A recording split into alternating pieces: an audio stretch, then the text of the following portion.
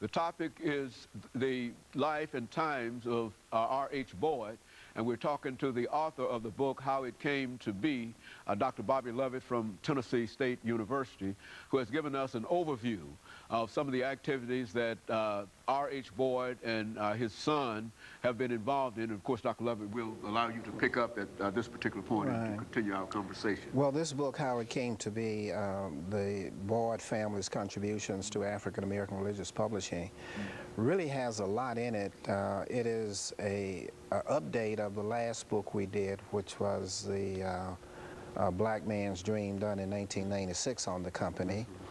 But this book, we cut it down and we added 100 photographs to it.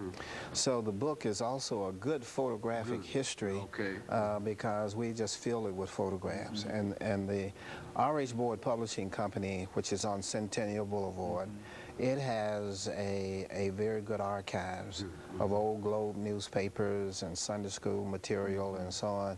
And so they really have retained a lot of their history. And I was able to work with them to put much of that history in this particular book. The most flamboyant of the Boyd leaders at the publishing board was Henry Allen Boyd. Henry Allen Boyd. And if you see him in the book, he's all dressed in white. He has white shoes on. He's always immaculately dressed.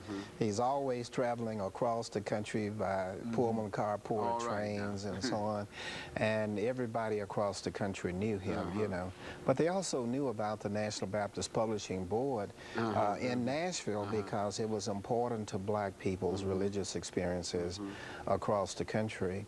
The book also is a history of the Sunday School Sunday School Congress, which was started in 1905 in this very city at Mount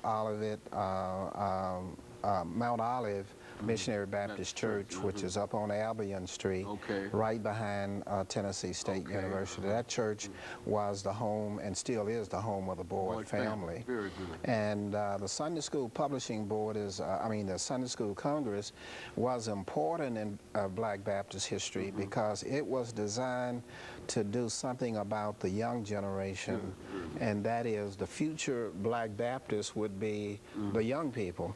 And so they had to be trained in the theology of the church and the doctrine of the church. And so the Sunday School Congress sets up every summer for a week. It sets up workshops and classes, and it focuses a lot upon, you know, the young people. And the whole idea is R.H. Boyd's original idea, and that is make sure you train your young people to be Christians. And they just don't happen to be Christians. That's the title. You know, I've seen the title, the Sunday School Training Board. That's right. So that was it's called the Sunday School Training Union and Sunday School Congress. Very good. Because it's training young people to be Baptists and training them to be Christians. You know, you have to bring a child up to understand what Christianity is, or Islam, or whatever, you know, Islam religion. They start teaching them to read the Quran and memorizing the Quran at a very early age.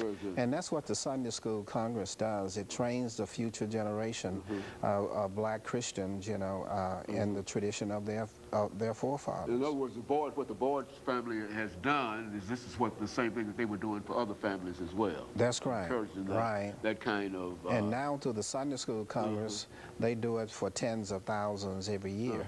And that's the kind of material they publish. They publish, of course, Sunday school material for children, adults, and all ages, you know, of people. So it's a very important company in the social history of African Americans, the religious history of African American, as well as in African American culture. That company and that family are very critical to understanding African American history. And so they played a crucial role in terms of the African experience. In a real sense, in terms of the American